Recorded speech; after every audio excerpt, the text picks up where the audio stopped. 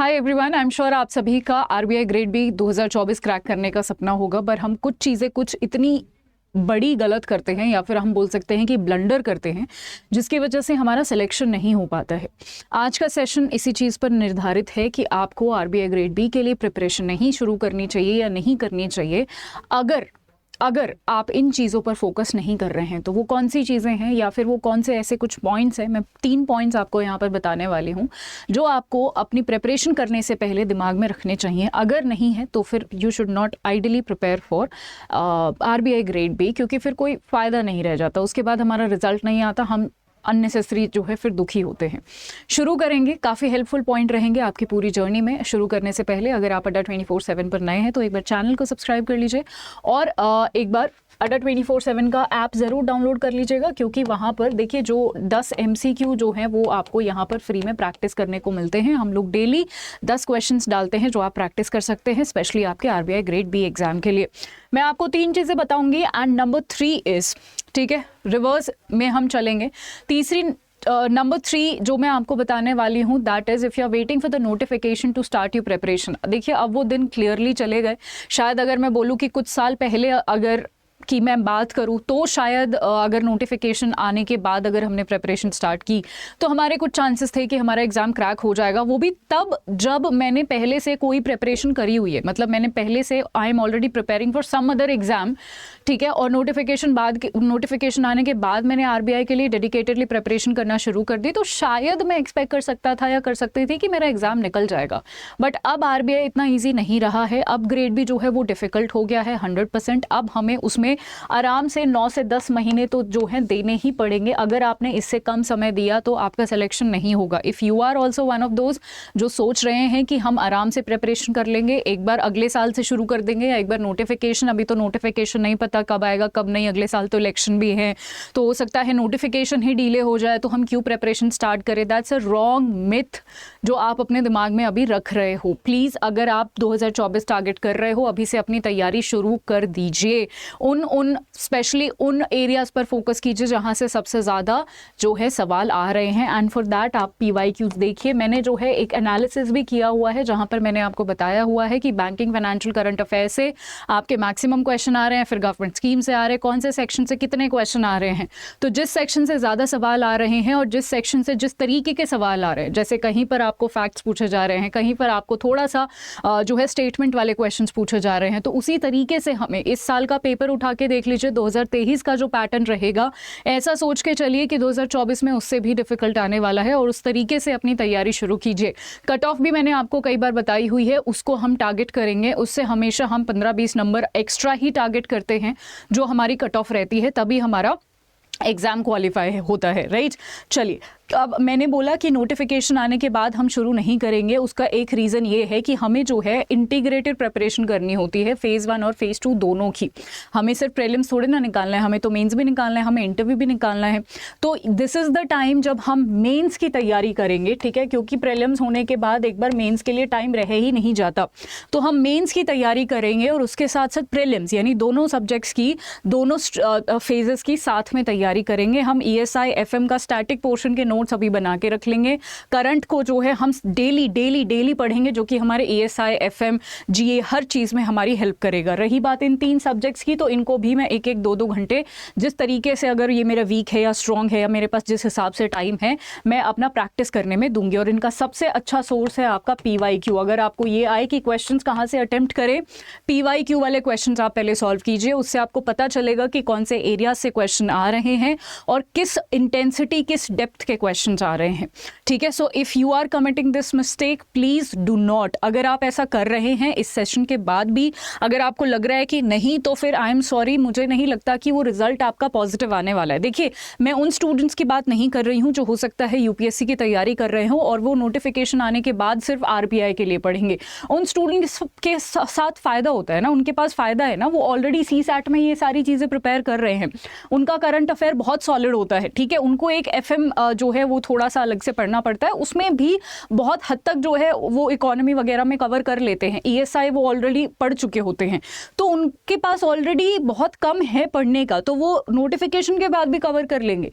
सो पूरी बात ये है, माई एंटायर पॉइंट इज कि आपको सिलेबस पहले से पूरा करके रखना है, राइट। चलिए अब हम नेक्स्ट बात करते हैं। Number 2 mistake that we commit is if you have no strategy and planning. अगर आपके पास कोई स्ट्रैटेजी और प्लानिंग नहीं है तो कुछ ऐसा सा शायद आपके पास होने वाला है, आप जिस डाली पे बैठे हो उसी को काट रहे हो। तो स्ट्रैटेजी और प्लानिंग बहुत ज़्यादा ज़रूरी है, हमें ऐसा नहीं करना है। पहले तो अपनी स्ट्रैटेजी और प्लानिंग के लिए सबसे पहले अपना वीक और स्ट्रॉन्ग एरिया देखिए। जो आपका वीक एरिया है उसमें भी देखिए कि करंट अफेयर ओरिएंटेड है वो या फिर स्टैटिक ओरिएंटेड है, ठीक है। कौन सा वो बेसिकली सब्जेक्ट है। अगर वो प्रैक्टिस करने वाला सब्जेक्ट है तो उसको प्रैक्टिस कीजिए। अगर वो नोट्स बनाने वाला सब्जेक्ट है यानी स्टैटिक पोर्शन है जिसको आप पहले से तैयार कर सकते हो तो आप उसके नोट्स बना के रख लीजिए, ताकि आपका समझ लीजिए, उसको नोट्स बना के रख लीजिए। अगर वो करंट अफेयर वाला पार्ट है तो उसको डेली रीड कीजिए और इसके लिए आप न्यूज़पेपर पढ़ना जो है ज़रूर शुरू कर दीजिए, तभी आप जो है करंट अफेयर को ओवरकम करंट अफेयर का जो फियर है वो ओवरकम कर पाओगे। अगर कोई आपका स्ट्रॉन्ग एरिया है तो उस पर जो है थोड़ा लेस टाइम डिवोट करिए, बट उसको भी रिवीजन में रखिएगा, ठीक है, पाइपलाइन में रखिएगा, उसको भी एकदम से हटा नहीं देना है, ठीक है, क्योंकि बेशक स्ट्रॉन्ग एरिया है, रिवीजन तो उसके लिए भी चाहिए। सो एक स्ट्रैटेजी होना चाहिए आपको, सब्जेक्ट का आइडेंटिफिकेशन होना चाहिए कि मुझ पे क्या काम करता है, मैं सुबह उठ के क्या पढ़ने वाला हूँ, मेरे को शाम को क्या, जैसे फॉर एग्जाम्पल कुछ लोग होते हैं जो करंट अफेयर, जो समझने वाली चीज़ें होती है ना, जिसमें दिमाग ज़्यादा लगता है, वो सुबह सुबह कर लेते हैं कि ठीक है फ्रेश माइंड से कर लेते हैं। उसके बाद QRE है तो वो तो हम शाम को प्रैक्टिस कर लेंगे। तो अगर आप पे ये फॉर्मूला काम करता है तो आप ये कीजिए, या फिर आपको ये है कि नहीं मैम मेरी प्रोडक्टिविटी ना सबसे ज़्यादा रात को 2-3-4 बजे आती है, तो आप उस टाइम पे कर लो, ठीक है। जिस टाइम पे आपकी सबसे ज़्यादा प्रोडक्टिविटी है वो उस टाइम पे मेक श्योर कि आप अगर किसी सब्जेक्ट में वीक है या फिर जिस सब्जेक्ट में थोड़ा कंसेप्ट चाहिए या फिर जो सब्जेक्ट सबसे ज़्यादा स्कोरिंग है उस सब्जेक्ट को टारगेट करो। आफ्टर ऑल हमें मार्क्स लेकर आने हैं, right? So you should have a proper planning and a proper strategy. Next is, and the number one rule is, if you're not consistent, that's the biggest mistake. हम क्या करते हैं, हम शुरू करते हैं तैयारी और फिर वो धीरे धीरे जो है तैयारी हमारी पहले तो ऐसे जाती है और फिर वो नीचे गिरती रहती है। ये एक प्रॉब्लम होती है। देखिए आप कितने ही बड़े चैंपियन हैं, आप कितनी ही जल्दी किसी भी चीज़ को कर लेते हैं, कितनी भी अच्छे से जो है आपकी प्रेपरेशन है, बट अगर आपने कंसिस्टेंसी लूज़ कर दी, जैसे फॉर एग्जांपल आप खुद सोच के देखो कि मैं आपको शाम को 6 बजे बिगर पिक्चर पढ़ाती हूँ, ठीक है, बेशक मेरे को कितने ही अच्छे करंट अफेयर्स आते हैं, कितना ही अच्छा पढ़ाना आता है, बट अगर मैं कंसिस्टेंट ना रहूँ, सोच के देखिएगा, अगर मैंने मंडे को बिगर पिक्चर ले लिया, फिर नेक्स्ट मैंने वेंसडे को ले लिया, फिर नेक्स्ट मैंने मान लो थर्सडे को ले लिया, फिर मैं लूँ ही ना, फिर नेक्स्ट मंडे को ही लूँ, ठीक है, फिर जब मेरा मन करे मैं ट्यूसडे को लूंगी, ठीक है। अगर मैंने ये कंसिस्टेंसी रखी तो आप खुद बताइए क्या आप कनेक्ट कर पाएंगे मुझसे? सिमिलरली आप अपने आप से भी नहीं कनेक्ट कर पाएंगे, अपने जो आपने पढ़ा है पीछे वो सारा आप कनेक्शन ही लूज़ कर देंगे अगर आपने कंसिस्टेंसी लूज़ की तो। बेशक थोड़ा पढ़िए अगर थोड़ा टाइम है तो, बट कंसिस्टेंट रहना है। This is the biggest thing I want to tell you. अगर आप कंसिस्टेंट रहेंगे, अगर आप टच में रहेंगे चीज़ों के, तो वैसे ही बहुत ही हेल्पफुल होने वाला है। कंसिस्टेंसी इज़ द की बहुत सारे सक्सेसफुल लोगों के पीछे, ठीक है, कंसिस्टेंट रहे हैं वो, बेशक वो एवरेज रहे हैं बहुत से। देखिए मैं आपको बताती हूँ, एक ग्रुप स्टूडेंट्स होते हैं जो बहुत इंटेलिजेंट होते हैं बट कंसिस्टेंट नहीं होते, एक होते हैं जो एवरेज होते हैं बट कंसिस्टेंट होते हैं।